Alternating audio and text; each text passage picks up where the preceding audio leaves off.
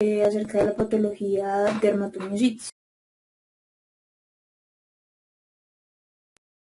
Buenas tardes, nosotros somos el grupo número 5. Vamos a hacer la presentación de nuestro reporte de caso acerca de la patología dermatomiositis.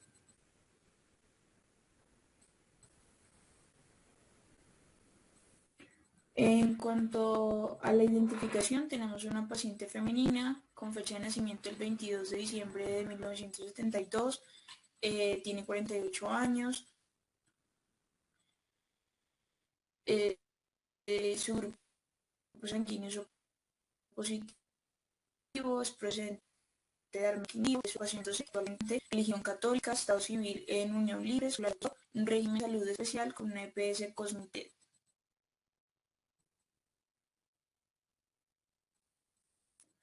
En cuanto al motivo de consulta, la paciente asiste a consulta de control de dermatomiositis con un compromiso esofágico y pulmonar con artritis reumatoidea seronegativa, esclerosis sistémica, síndrome de Sjögren y fenómeno de Raynaud.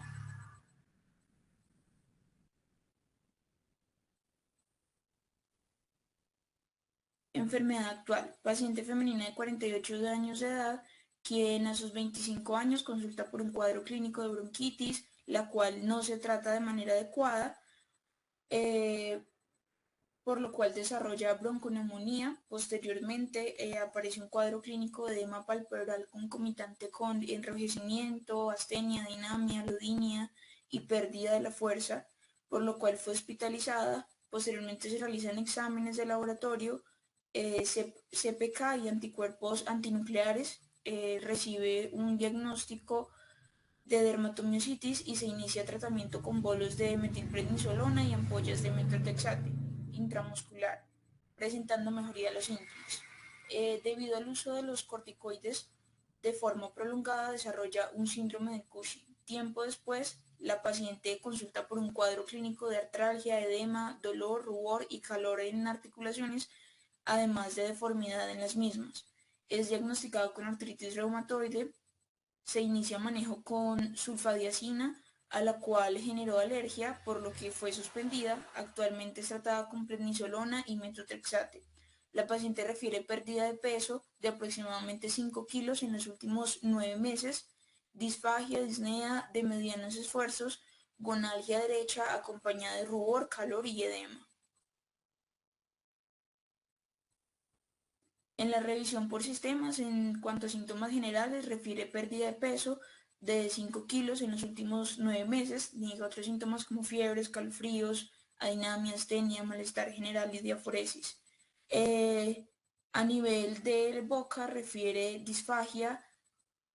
En el sistema cardiorrespiratorio, refiere disnea de medianos esfuerzos. A nivel del sistema digestivo, tiene tanto un apetito como un hábito intestinal conservados. En el sistema osteomuscular refiere calor, rubor y dolor desde hace aproximadamente 2 semanas a nivel de la rodilla derecha, y niega otros síntomas.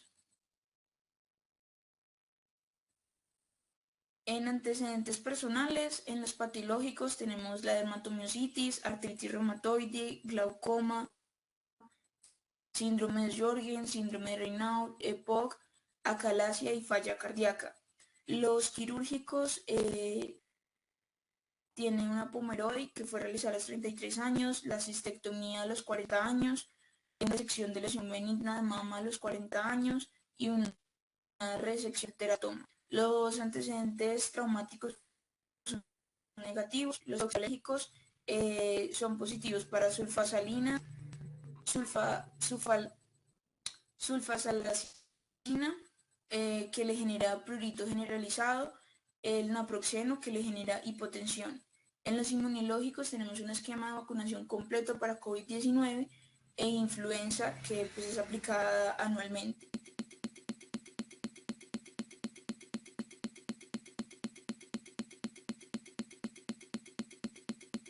Los farmacológicos: hidróxido de aluminio más carbonato de magnesio, citrato de calcio más vitamina D3, diclofenaco, domperidona, metrotexato, calcitrol, pantoprazol y bromuro de patropio.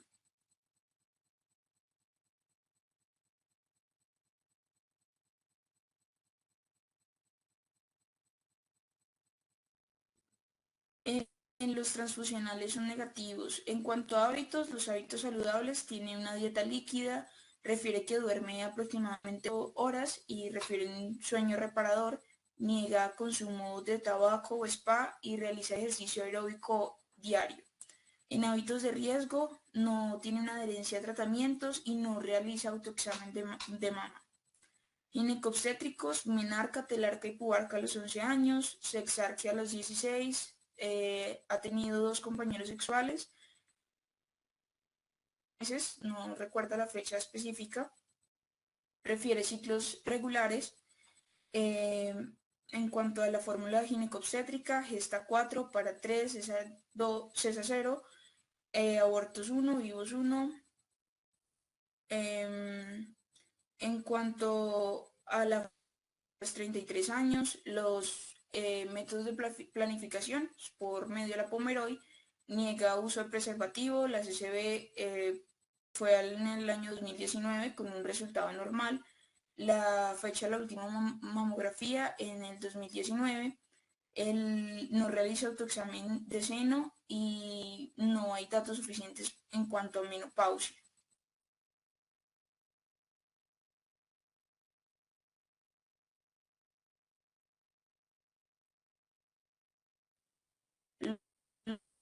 Los antecedentes familiares patológicos son negativos.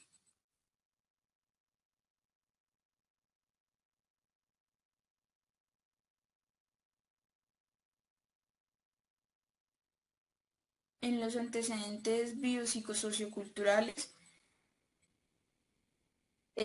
ella creció con sus padres, mantenía una relación con su padre, realizó un estudio técnico en licenciatura infantil y se casó a los 25 años, tuvo a su primera hija a temprana edad, pero pues ese matrimonio no fue muy feliz. En esa época ocurrió el terremoto cuando ella tenía aproximadamente un mes de casada.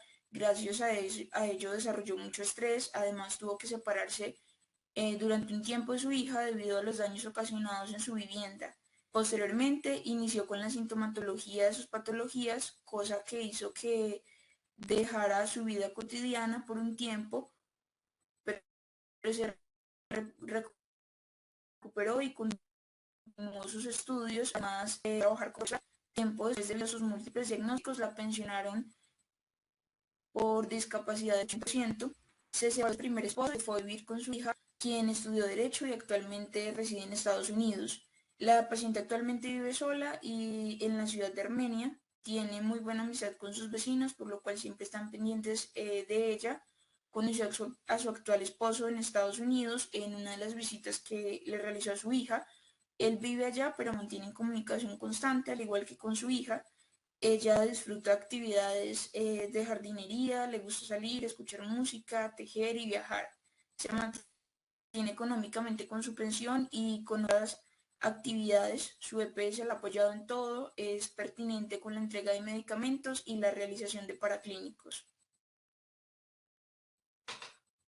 En cuanto al familiograma, su padre falleció, como podemos ver, pues, y como mencionamos, tuvo un matrimonio previo del cual tuvo su hija. Posteriormente se divorció y actualmente mantiene una relación con su esposo que reside en Estados Unidos. En cuanto al ecomapa, mantiene una relación eh, estrecha con sus vecinos en sus tiempos libres, se dedica a la jardinería, mantiene una relación con su familia, sobre todo con su esposo y su hija, que es un poco más cercana, y con su EPS. Tiene un reconocimiento y una aceptación de sus patologías.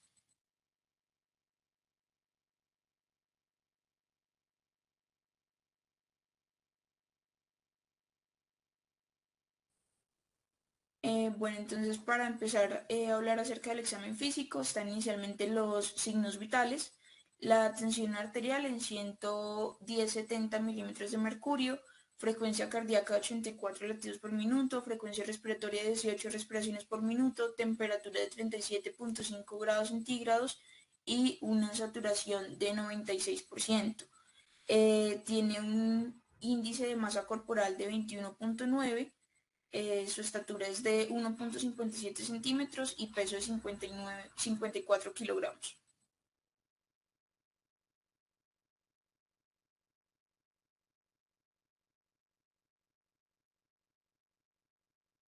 Siguiendo con el examen físico, tenemos la inspección general, donde tenemos una paciente consciente, alerta y orientada en sus tres esferas.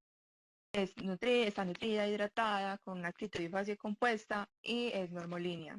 En cuanto al examen topográfico, en cuanto a la cabeza, ella es normocéfala, no tiene alteraciones en cuero cabelludo. En cuanto a los ojos, sus cejas y pestañas están normales, los párpados los vemos hiperpigmentados, las escleras están anictéricas, la conjuntiva vulvar y tarsal están sin alteraciones y tiene una córnea transparente. En cuanto a los oídos, el pabellón auricular está implantado, la forma y el tamaño son normales, sus conductos auditivos externos están permeables y sus membranas timpánicas están sin alteraciones. En cuanto a su nariz, tiene una forma normal, el tabique está centrado, las cuanas están permeables y las mucosas están sin alteraciones. En cuanto a la boca, los labios están normales, hidratados, tiene las mucosas íntegras, húmedas y normocrómicas. Tiene encías normales, los dientes completos, aparenta una buena higiene bucal, tiene la lengua centrada y sin alteraciones, tiene una úvula central, tonsilas palatinas normales y una orofaringe normal. En cuanto al cuello, la morfología y la movilidad están sin alteraciones. A la palpación sentimos lo que es el pulso carotidio, es simétrico, tiene una buena amplitud y es igual en ambos lados a la vez que es rítmico. Tiene una tráquea central, la tiroides está normal y los ganglios linfáticos están sin alteraciones. En cuanto al tórax, está simétrico, no tiene signos de dificultad respiratoria, tiene un patrón respiratorio torácico, una expansibilidad normal, sin dolor a la palpación, no se palpan masas, las mamas están simétricas, sin dolor a la palpación, sus vibraciones vocales están normales, igual que su PMI. La resonancia pulmonar está normal, un murmullo vesicular normal, sin ruidos sobreagregados y los ruidos cardíacos son rítmicos sin soplos.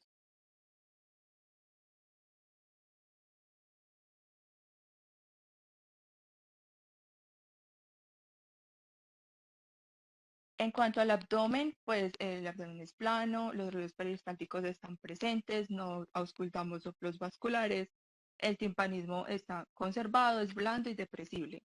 No es dolorosa la palpación, tiene un morphing negativo, una percusión lumbar negativa. Los puntos pielolaterales están negativos y no palpamos masas ni megalias. En cuanto al genito urinario, no fue examinado. En las extremidades, pues vemos la piel íntegra, de una buena coloración y pigmentación. Son simétricas, móviles, los arcos de movimiento son adecuados. En las manos apreciamos deformaciones en los dedos, en cuello de cisne y deformidad en ojal del pulgar. Vemos nódulos de Heberden y de Bouchard sin presencia de edema, eritema o dolor a la palpación. En cuanto a los codos, se aprecian deformidades hiperpigmentadas a nivel distal en el primer tercio del brazo en ambos miembros superiores. Y también vemos la presencia de nódulos reumatoideos hiperpigmentados ubicados a nivel de rodillas en ambos miembros inferiores. En cuanto a neurológico, los pares craneales, la sensibilidad, fuerza y tono muscular, reflejos, coordinación y marcha están sin alteración.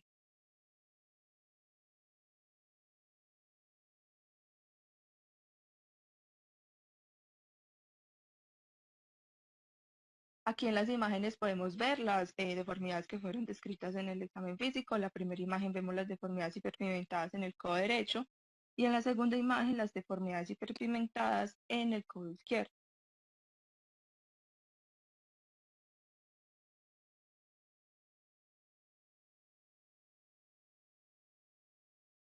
En la imagen 3 vemos los nódulos reumatoideos hiperpigmentados que están ubicados a nivel de la rodilla.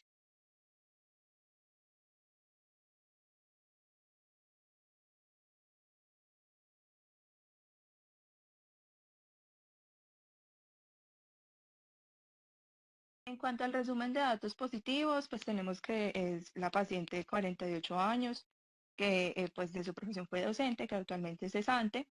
A los 25 años, ella inició con edema palpebral, astenia, dinamia, alodinia y pérdida de la fuerza. A los 26, 27 años aproximadamente, inició con artralgia, edema, calor, rubor y deformidad en sus articulaciones. La paciente pues tiene diversas patologías, entre estas tenemos la dermatomiositis, la artritis reumatoide seronegativa, glaucoma, el síndrome de Sjögren, el síndrome de Raynaud, el EPOC, la acalasia y la falla cardíaca. Actualmente la paciente refiere una pérdida de peso de 5 kilogramos en 9 meses, disfagia, disnea de medianos esfuerzos, gonalgia derecha acompañada de rubor, calor y edema. Además, en el examen físico, pues que en manos se aprecia deformidades en los dedos en cuello de cisne, deformidad en ojal en el pulgar, en nódulos de Heberden y de Bouchard sin presencia de edema, eritema o dolor a la palpación. En codos se aprecian las deformidades hiperpigmentadas a nivel distal en el primer tercio del brazo de ambos miembros superiores y la presencia de nódulos reumatoideos hiperpigmentados ubicados a nivel de las rodillas.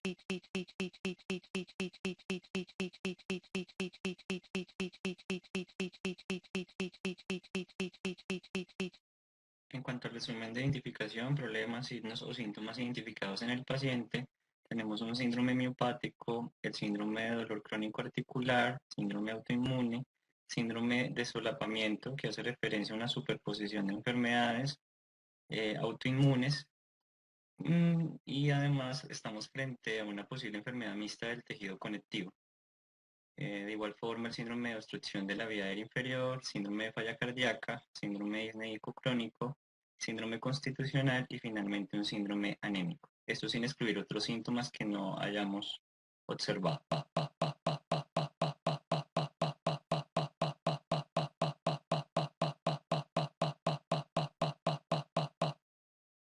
En cuanto a la contextualización del caso, la patografía de la dermatomiositis está dividida en el periodo prepatogénico y el periodo patogénico. En el periodo prepatogénico tenemos, en cuanto a la gente, pues como lo hemos mencionado, esta es una patología autoinmune dependiente de autoanticuerpos.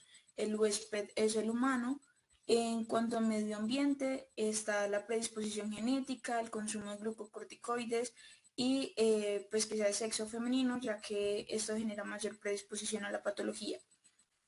Posteriormente, para pasar al periodo patogénico, se da el punto desencadenante de la enfermedad, iniciando ya con el horizonte clínico o el curso de la enfermedad, que se da principalmente en la parte de hallazgos cutáneos. Entonces, hallazgos que son patognomónicos de la enfermedad, como las pápulas de Gottron y el signo de Gottron, y la erupción. Otros signos que se pueden evidenciar en la patología es el eritema rosa violáceo que se ve a nivel del cuero cabelludo, escamas a nivel del cuero cabelludo, la debilidad muscular y el prurito que va a ser severo. Posterior a estos síntomas se pueden llegar a presentar algunos defectos o daños como la enfermedad pulmonar, el tromboembolinoso y la que pues las complicaciones, si no llegan a tratadas oportunamente de manera adecuada, pueden llegar a generar la muerte. Ya para hablar pues de prevención, esta es una patología que no tiene una prevención como tal, pero sí se pueden tomar ciertas medidas para difusionicidad sobre la enfermedad, y pues es muy importante tener en cuenta la información que se debe brindar a las personas sobre la posibilidad de presentar una predisposición genética.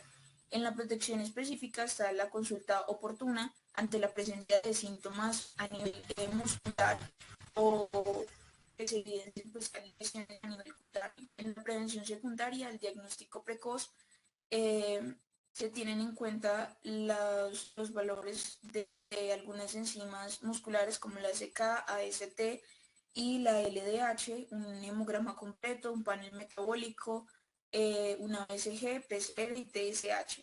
El tratamiento oportuno son básicamente 4 pilares: la fotoprotección, los agentes antipruriginosos, los corticoides tópicos y los medicamentos sistémicos, pues en caso de ser requeridos.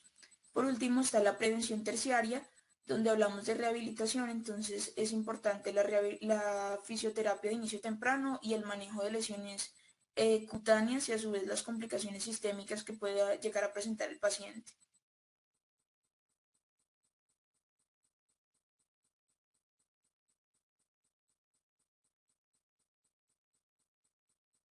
Procedemos con la comprensión de la situación orgánica, donde primero vamos a hablar de la dermatomiositis. Se dice que la dermatomiositis es una enfermedad inflamatoria que va a afectar lo que es piel y afecta el músculo. Esta enfermedad se va a incluir dentro de las miopatías inflamatorias idiopáticas, que son un grupo de enfermedades que pues tienen etiología desconocida, que pues ellas se caracterizan por la aparición progresiva de la debilidad muscular y también de la inflamación. ¿Cuál es la patogenia pues, de esta enfermedad? Primero, pues dice que es un mecanismo autoinmune, pues de que pues conduce a una etiología que no, la verdad, no conocemos del todo, pues debido a que es muy compleja. Primero, pues se cree de que hay una predisposición genética donde vamos a tener afectados algunos alelos del complejo mayor de histocompatibilidad, donde pues se van a ver la aparición de anticuerpos asociados y específicos a lo que es la miositis. También tenemos implicado lo que es el factor de necrosis tumoral alfa, se dice que es crucial en esta enfermedad. Primero pues tenemos de que hay una exposición a la luz UV y pues esta exposición va a desencadenar lesiones cutáneas y por ende pues se va a dar la liberación del factor de necrosis tumoral alfa por parte de los queratinocitos y los fibroblastos. Esto va a producir la apoptosis de estas células, lo que va a estimular la producción de mucho más factor de necrosis tumoral. Y pues la liberación de esta citoquina lo que me va a provocar es la maduración de las células presentadoras de antígeno, aumentando así la expresión del complejo mayor de histocompatibilidad tipo 1, activando así también la citotoxicidad de las células natural killer, promoviendo así la activación de linfocitos T. Por otro lado, se dice que también los medicamentos están muy implicados en lo que es la patogenia, donde pues dice que los medicamentos pueden inducir a la enfermedad o me pueden exacerbar lo que son los síntomas. Entre esos medicamentos tenemos la hidroxiurea, tenemos los antagonistas del factor de necrosis tumoral, la quinidina, los AINES y la penicilamina. Se dice que entre el 50 y el 80% de los pacientes presentan altos valores de autoanticuerpos circulantes. Tenemos dos grupos de autoanticuerpos, entre esos tenemos los específicos de miositis y los asociados. Los específicos, pues a ellos la verdad no se les ha dedicado mucho estudio debido a que pues los relacionan muy poco con la enfermedad. Si están presentes, o se ha visto en algunos pacientes que están presentes estos autoanticuerpos en suero, pero no se ha relacionado mucho pues con la enfermedad, entonces no. Y están los asociados a miositis, pues de que aún no se conoce pues cuál es ese método específico, pero pues se cree de que ellos se asocian a daños dirigidos a proteínas intracelulares.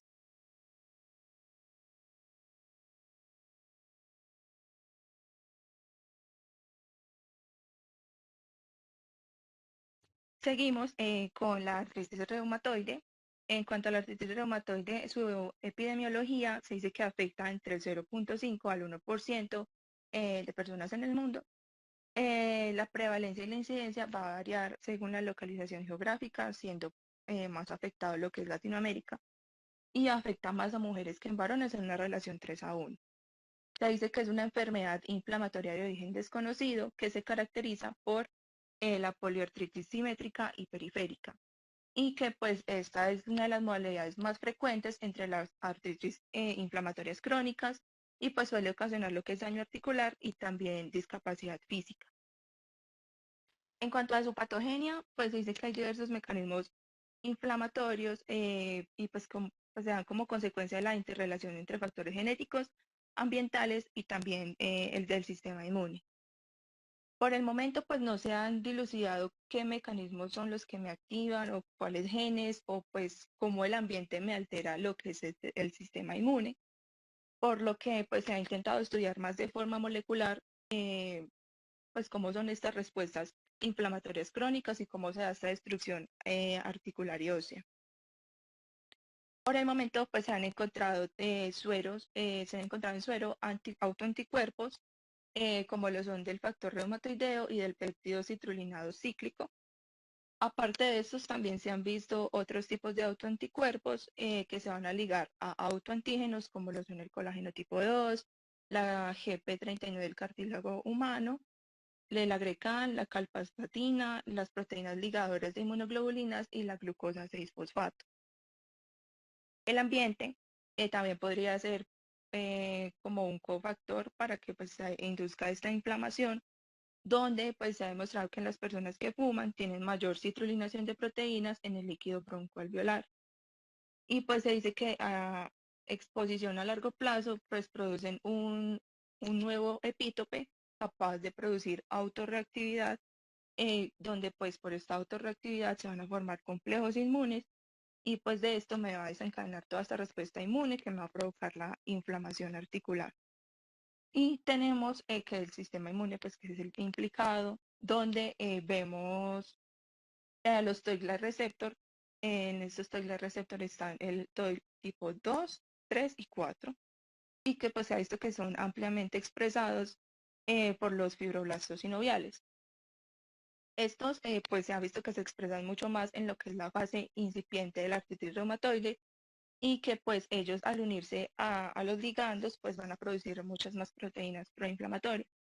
Y también tenemos a los linfocitos T autorreactivos que pues inducen esta respuesta inflamatoria crónica y pues lo que pasa es de que ellos hacen como un tipo de selección errónea cuando están en el timo, sea pues porque hay defectos del ADN y pues generan lo que es un desequilibrio entre la apoptosis y la vida de los linfocitos. Entonces pues no hay una apoptosis de estos linfocitos que reconocen los autoantígenos, por lo cual pues se quedan y pues me van a producir pues todo lo que es esta enfermedad autoinmune.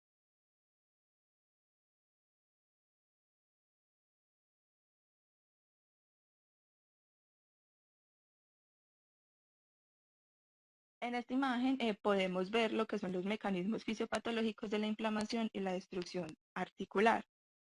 Primero, pues vemos de que pues hay lo que hay una predisposición genética junto con factores ambientales que pueden inducir a lo que es la aparición de la artritis reumatoide. Esta aparición pues se va a dar con una posterior activación de los linfocitos T en la membrana sinovial, donde pues los linfocitos T CD4 positivos se van a activar por la intervención de algunas células presentadoras de antígeno, pues gracias a que pues, se da esta interacción entre los linfocitos y el antígeno peptídico que está presente en el complejo mayor de histocompatibilidad. Y pues también se da en conjunto con algunas otras proteínas como lo son la CD28 y la CD80, 86, y pues así como otras vías que están implicadas, pero estas son las principales. Y después, en teoría, los ligandos que se unen en los receptores tipo TOL pueden estimular aún más estas células presentadoras de antígenos dentro de la articulación, haciendo que pues estos linfocitos TSD4 sinoviales se vayan a diferenciar en linfocitos TH1 y linfocitos TH17 y cada uno va a liberar algunas citoquinas específicas. A su vez, pues estos linfocitos THCD4 positivos van a activar algunos linfocitos B y pues ellos, pues estos linfocitos que se activan van a estar destinados a convertirse en lo que son células plasmáticas productoras de autoanticuerpos.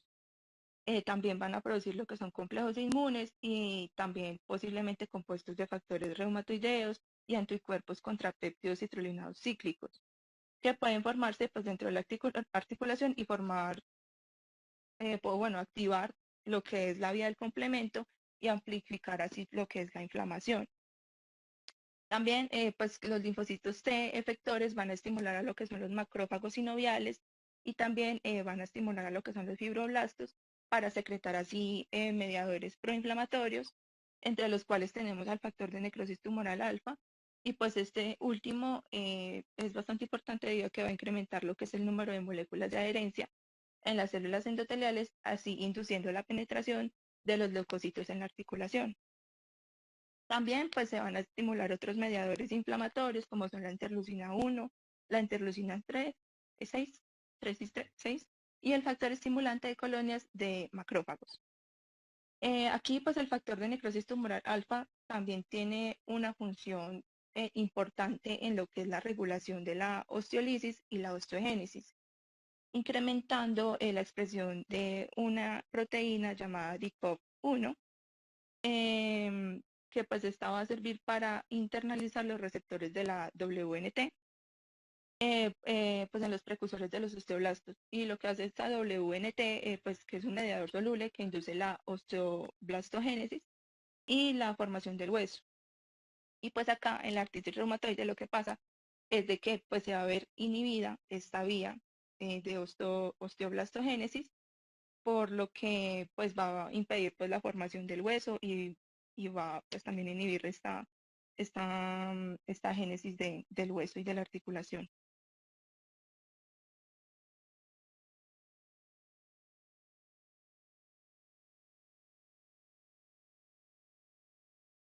Seguimos con los diagnósticos diferenciales orgánicos. Entre el primer diagnóstico diferencial orgánico que tenemos es el lupus eritematoso sistémico. Esta pues es una enfermedad autoinmune crónica de causa desconocida que puede afectar prácticamente cualquier órgano del cuerpo. Las anormalidades inmunológicas, especialmente la producción de varios anticuerpos antinucleares, son una característica prominente de esta enfermedad. Y algunas características clínicas variables que van desde la afección leve de las articulaciones y la piel hasta la afección renal, hematológica o del sistema nervioso central, potencialmente mortal.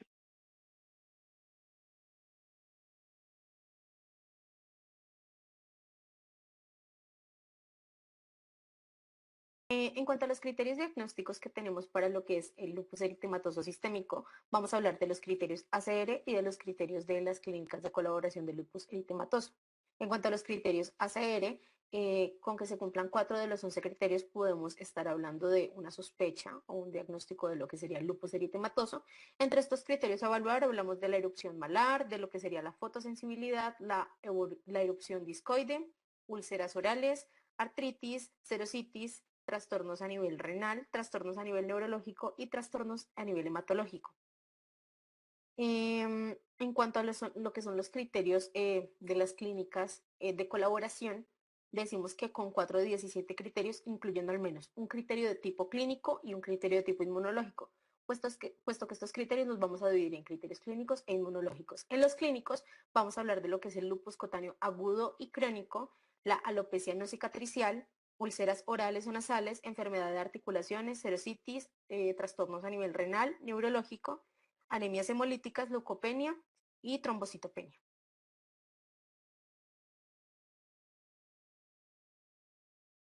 En cuanto a lo que son los criterios como tal, inmunológicos, entonces vamos a estar hablando de lo que sería la presencia de anticuerpos antinucleares, lo que sería anti-DS-ADN, anticuerpos anti-SM, lo que serían anticuerpos antifosfolípido, el tener un complemento bajo y pues una prueba de Coombs directa en ausencia de anemia hemolítica.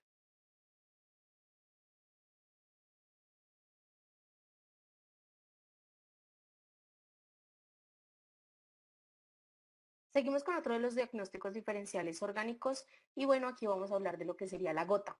Esta se va a caracterizar de manera bioquímica porque se presenta lo que es una saturación del urato en líquido extracelular y la podemos reflejar en sangre como algo que se conoce como lo es la hiperuricemia. Esto es con concentraciones séricas o plasmáticas de lo que es el urato superiores a 6.8 miligramos por decilitro. Es importante mencionar algunas de las manifestaciones clínicas y por esto es que hablamos de que es un diferencial y son los brotes recurrentes de una artritis inflamatoria, entonces estos se conocen como los brotes de gota, artropatías crónicas, acumulación de lo que son los cristales de urato en depósitos tofáceos o los tofos, nefrolitiasis por el ácido úrico que se presenta y una nefropatía que es crónica y pues en pacientes gotosos se debe principalmente a lo que son estados comórbidos.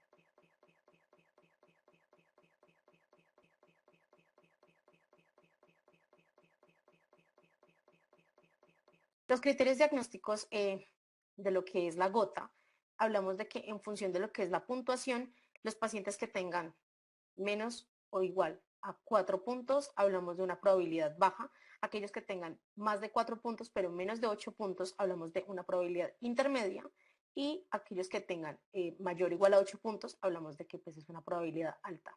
Entonces, en estos criterios diagnósticos hablamos de que sea sexo masculino, brote de artritis informado por el paciente, un inicio en un día, enrojecimiento de articulaciones, afectación de la primera articulación metatarsiano-falángica, hipertensión o al menos una enfermedad de tipo cardiovascular y pues que presente unos niveles de urato sérico superiores a 5,88. Ya hablamos de la hiperuricemia previamente.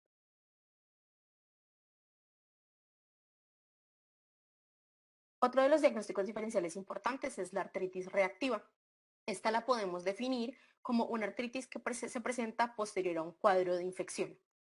Pues es importante mencionar que estos patógenos no se pueden cultivar de las articulaciones afectadas y generalmente lo podemos considerar como lo que es una forma de espondiloartritis.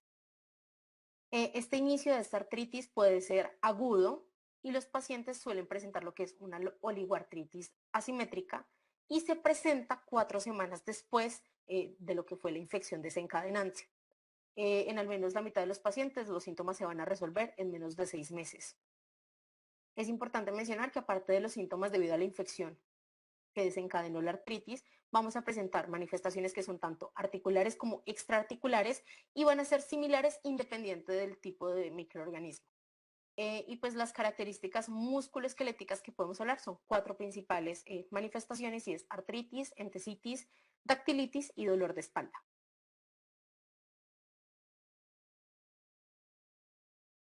Otro de los diagnósticos es la miositis por cuerpos de inclusión. Esta se va a clasificar junto con lo que es la poliomiositis, dermatomiositis, síndrome antisintetasa y miopatía autoinmune necrosante como miopatías inflamatorias idiopáticas. Entonces no conocemos obviamente causas. Los pacientes con miositis por cuerpos de inclusión van a presentar un inicio insidioso de lo que es la debilidad. La duración de los síntomas antes del diagnóstico puede ser de 5 años aproximadamente y pues esa presentación inicial es común ver lo que es una debilidad de la pierna proximal lentamente progresiva y una dificultad que se puede presentar ya sea cuando el paciente intenta levantarse de una silla o que está presentando caídas frecuentes. En comparación con pacientes que tienen dermatomiositis y poliomiositis, estos pacientes que tienen la miositis por cuerpos de inclusión tienen una mayor probabilidad de tener afectado lo que es de manera asimétrica los músculos y pues es un curso progresivo un poco más lento. Tanto lo que son los grupos musculares proximales de la pierna como los distales del brazo pueden estar afectados en lo que es la miositis por cuerpos de inclusión y la afectación de los flexores de la cadera, cuádriceps, tibial anterior y pues debilidad de los dorsiflexores del tobillo y flexores del antebrazo. Y también va a presentar debilidad en lo que es la prensión. Y pues es importante mencionar que también esta es una, por lo cual lo consideramos uno de los diagnósticos diferenciales, y es que esas mialgias pueden estar acompañando la debilidad, cuestión que pues en este reporte de caso la paciente presentaba.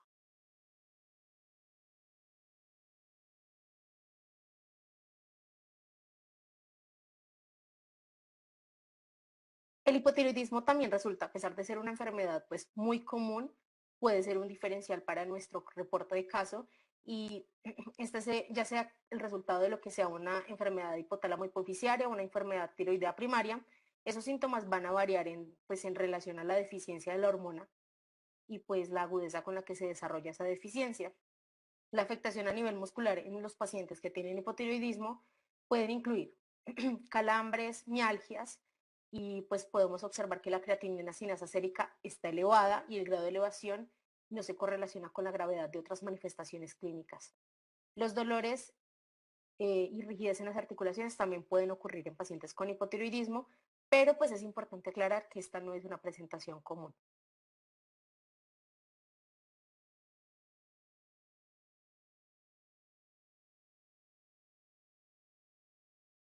En cuanto a la miastenia gravis, este es un trastorno que actualmente ya se encuentra mucho más estudiado y es de los mejores caracterizados actualmente.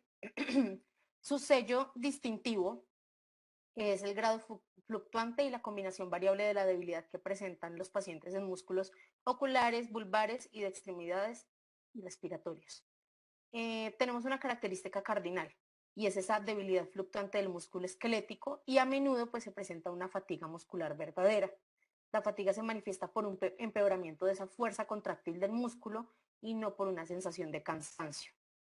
Acá ya hablamos de otras cosas importantes y es que pues esa debilidad muscular de párpados puede provocar lo que es ptosis y el grado puede variar a lo largo del día. Los músculos del cierre de la mandíbula también pueden estar involucrados y se produce una debilidad con la masticación prolongada. Lo que son músculos extensores y flexores del cuello pueden verse afectados y se puede producir lo que se conoce como un síndrome de cabeza caída y se presenta pues como al final del día particular.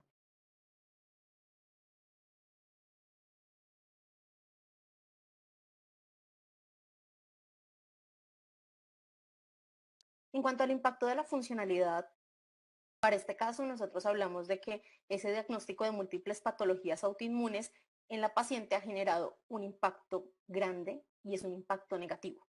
Partimos de que esta paciente ha tenido muchas dificultades porque aun cuando se desempeñaba como docente, ella refiere que por mucho tiempo tuvo una limitación para subir escaleras, por lo cual en el plantel educativo le permitieron dar sus clases en la planta baja de la institución. En la actualidad, una de las patologías más limitantes es la calasia. Teniendo en cuenta esto, la paciente tuvo que realizar muchos cambios en su alimentación y esto le limita grandemente para salir y compartir de cenas familiares, teniendo en cuenta que tiene una dieta líquida. Su artritis, nos menciona, ha ocasionado que pase gran parte de su día en casa, puesto que ella siente inseguridad de salir sola a la calle. Y por muchos años la paciente encontraba tranquilidad en lo que era el tejer, la pintura, actividades que no ha podido volver a realizar, teniendo en cuenta pues la sintomatología de la artritis.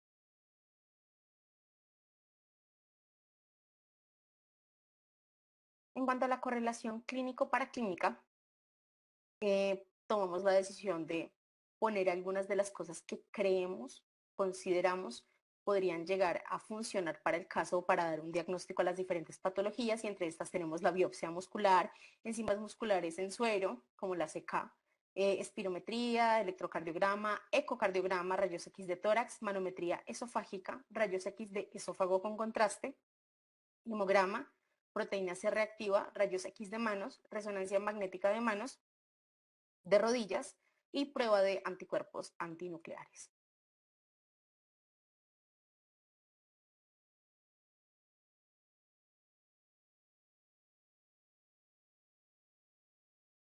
Estas son algunas de las paraclínicos y exámenes que se le han realizado a la paciente.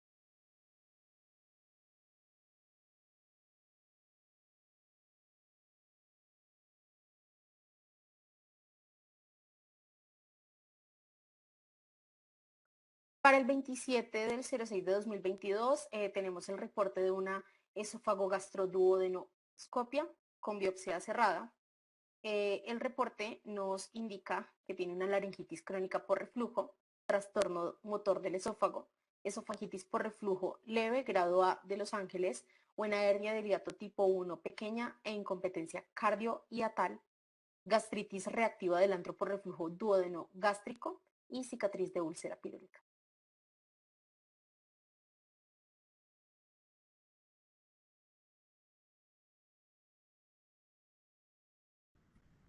Listo, continuando con lo que es la correlación clínico-paraclínica, tenemos un informe de anatomía patológica del 6 del 7 de 2019, donde se encontró lo que es la mucosa gástrica antral y corporal con un aumento leve del infiltrado linfoplasmocitario y polimorfonuclear neutrófilo de la lámina propia, y se encontraron grandes cantidades de Helicobacter pylori. En la interpretación del informe se halla una gastritis crónica no atrófica, inflamación aguda leve y Helicobacter pylori en abundante cantidad.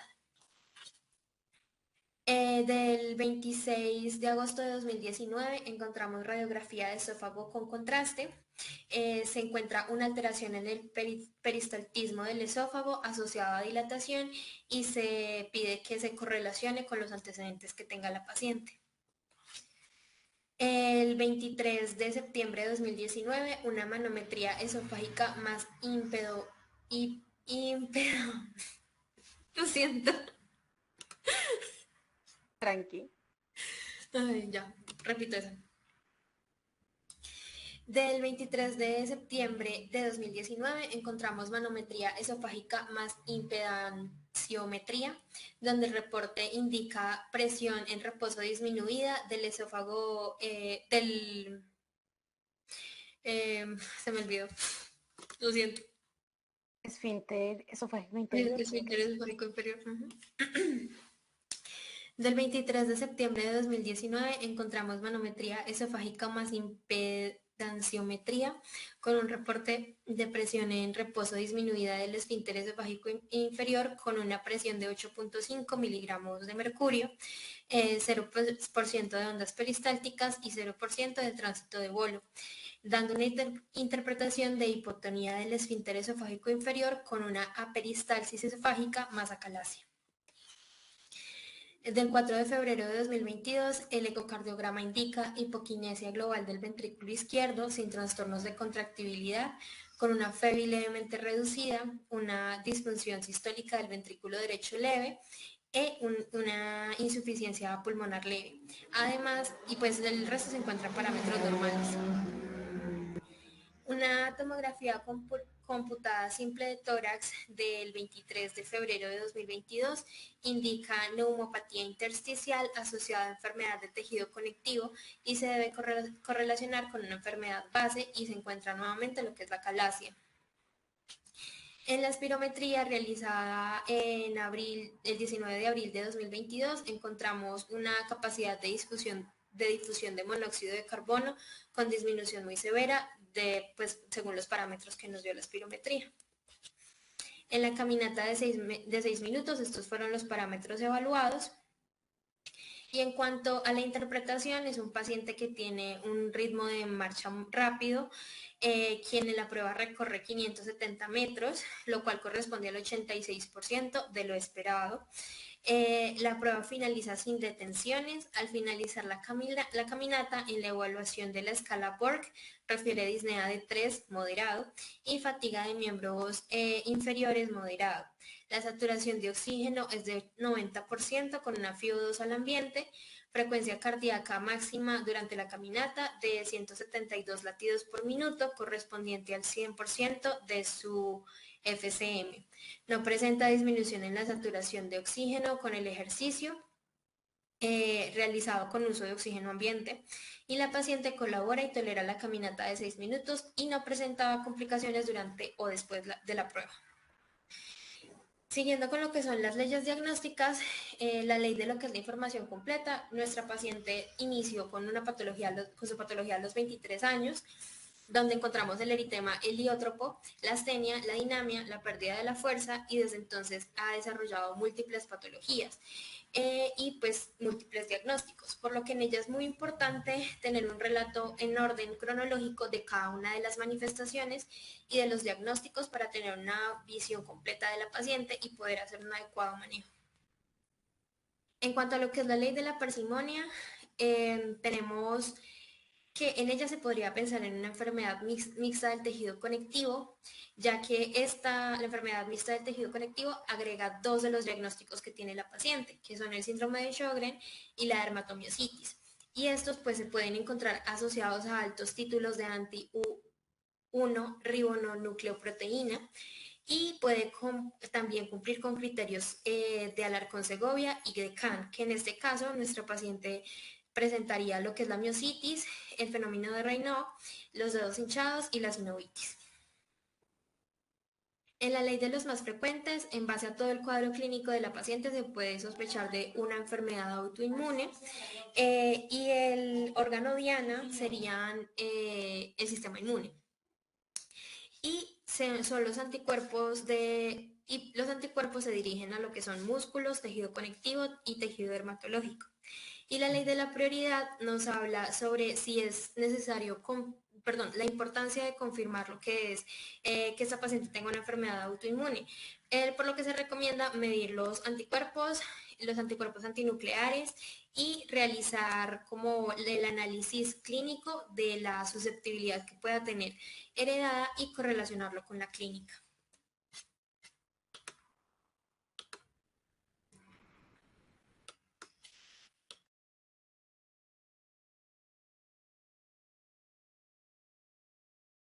Bueno, si asimilamos este caso clínico con una buena trama de detectives, aquí tendríamos la mejor novela policíaca. ¿Quién fue la víctima? En este caso, el sistema inmunológico. ¿Quién es el culpable? Los autoanticuerpos. ¿Hay cómplices? Al parecer sí, la epigenética. ¿En qué circunstancias ocurrieron los hechos? Hablaríamos de articulaciones, músculos, tejido dermatológico, incluso las serosas. ¿Tendríamos otros afectados? Efectivamente, independencia, trabajo, vida familiar, vida social, todo esto lo vemos en la paciente que analizamos. Y finalmente, ¿cuál fue el arma que implementaron? Pues el aumento de los niveles del interferón tipo 1.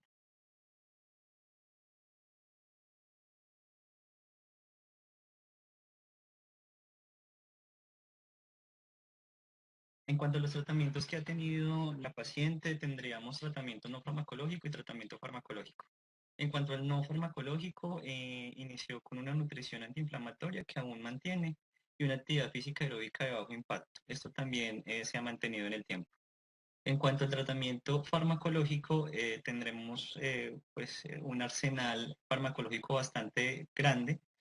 Hablamos del hidróxido de aluminio más carbonato de magnesio, 10 centímetros cúbicos, 15 minutos después de cada comida, citrato de calcio más vitamina D3, 1000 miligramos, una con el almuerzo, diclofenaco al 1%, 50 gramos gel cada 12 horas, la domperidona de 10 miligramos, una tableta antes de cada comida, metrotexate de 2,5 miligramos, una tableta al día, calcitriol de 0,50 microgramos, una tableta al día, ácido fólico de 1 miligramo, una tableta al día, la prednisolona de 50 miligramos, una tableta al día, enalapril de 5 miligramos una vez al día, pantoprazol 40 miligramos y finalmente el ipratropio bromuro de 0,02 miligramos dosis solución, inhalación cada 8 horas a necesidad. En cuanto al resumen de diagnósticos, tendríamos sindromáticos, etiológicos, topográficos, fisiopatológicos y finalmente los específicos.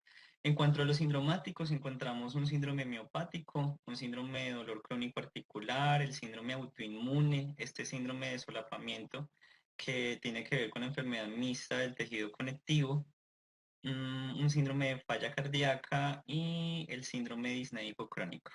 En cuanto al diagnóstico etiológico, pues es inflamatorio, autoinmune, acá hablamos también del core pulmonare.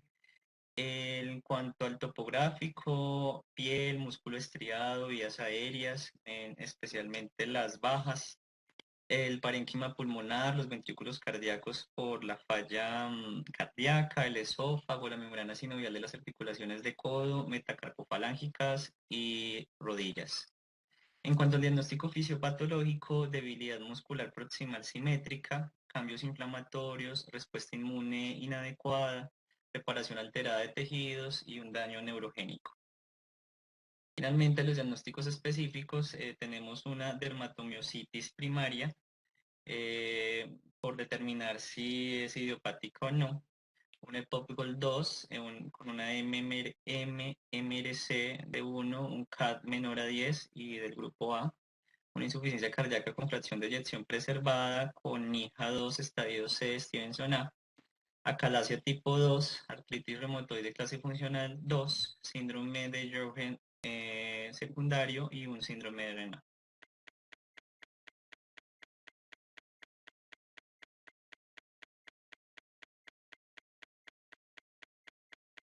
En esta parte vamos a hacer identificación con base en preguntas. Empezamos con cómo afecta la enfermedad a la dolencia y la dolencia al curso de la enfermedad.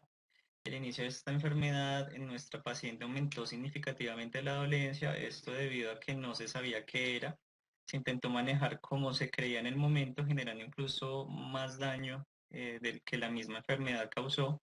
Sin embargo, hoy en día la paciente, pese a tener más enfermedades de las del inicio, está un poco más tranquila y aprendió a vivir con sus patologías.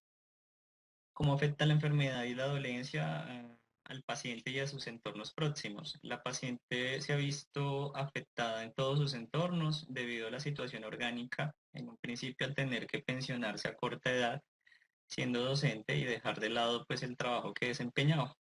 En la actualidad se ha visto limitada a la hora de salir sola pues de su casa e incluso realizar cosas que antes disfrutaba como lo son pintar y hacer manualidades. ¿Cómo afectan los entornos próximos el curso de la enfermedad y la dolencia? El contar con un apoyo familiar, principal entorno próximo y red de apoyo, representa un curso favorable en las múltiples patologías, puesto que la paciente considera que en gran parte su recuperación y mejorías de calidad de vida son gracias a que su familia ha estado presente en todo el proceso, la apoyan en cada decisión médica que es relevante y le han brindado apoyo en las cosas pues que la han limitado, pues que no puede hacer por ella misma, por sí sola. ¿Cómo afectan entornos lejanos el curso de la enfermedad y la dolencia? En nuestra paciente estos pueden generar un impacto negativo debido a que hay terapias que evita por cómo se ve ese entorno lejano, por ejemplo las terapias respiratorias al ser un ambiente donde pueden tener infecciones y ella es propensa a esto o incluso el acceso a terapias biológicas.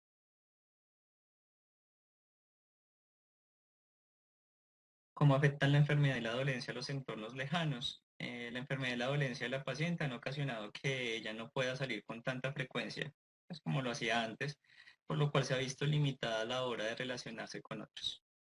¿Cómo afecta la enfermedad y la dolencia al médico y al sistema de salud?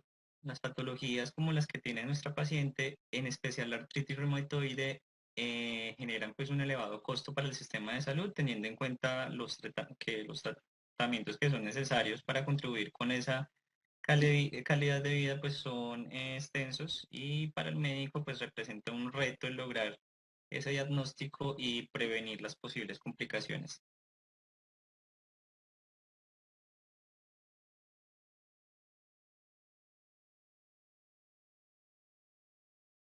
¿Cómo afecta al médico y el sistema de salud el curso de la enfermedad y la dolencia? El médico afecta pues, cuando no es comprensivo, cuando usa pues o hace uso de una posición paternalista donde intenta infundir su pensar en el paciente, debido a que esto genera una mala relación médico-paciente y por ende no va a seguir recomendaciones y puede empeorar la dolencia. El sistema de salud por el momento no ha afectado directamente en su dolencia, sin embargo, se le han puesto, pues, se ha visto en situaciones muy vulnerables en otros aspectos de su vida.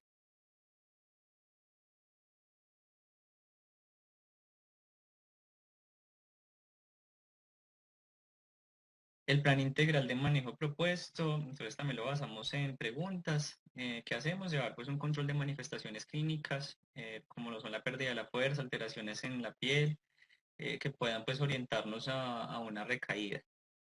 En cuanto al quiénes, pues son pacientes, red de apoyo, el equipo médico que está compuesto por internista, reumatólogo, dermatólogo, gastroenterólogo y neumólogo. Y pues aquí entraría ya también el cardiólogo. ¿Con quiénes? Con un buen contacto de la red de apoyo que permite que los médicos se comuniquen no solo con la paciente, sino con su entorno, además de la buena relación entre los médicos y la paciente.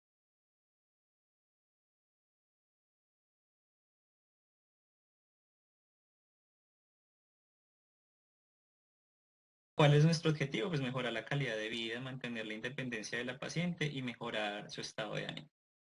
¿Con qué recursos, instrumentos, técnicas? Esto pues lo podremos manejar con glucocorticoides para mantener la fuerza, evitar las recaídas. Sin embargo, no debemos permitir que vuelva a caer en un síndrome de Cushing como se vio al inicio. Medicamentos como lo es el metrotexate y la prednisolona nos ayudan no solo a mejorar los síntomas de la dermatomiositis, sino que también nos ayudan con la artritis reumatoide. Teniendo en cuenta qué contextos y qué situaciones. El anterior plan de manejo es realizado teniendo en cuenta diferentes contextos que se ven intervenidos por el mismo como en individual, tratando de abarcar las diferentes emociones que está enfrentando con respecto a su enfermedad, siendo el miedo la que más prevalece y a su vez manteniendo y reforzando su manejo óptimo de los contextos mediato, inmediato y familiar. ¿Qué resultados buscamos? Que haya remisión de la sintomatología. Y seguiríamos reglas como suspender gradualmente los corticoides luego de un uso de 9 a 12 meses si hay remisión de los síntomas. y un adecuado seguimiento de síntomas y control con médico para evaluar posibles recaídas y administrar nuevamente el corticoide de manera oportuna.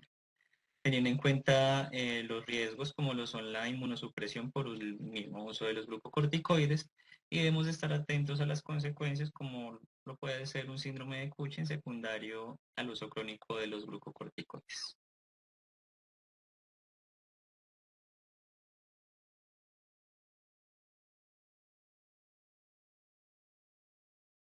Y esta es nuestra bibliografía. Puede ser de consulta de todos ustedes. Gracias.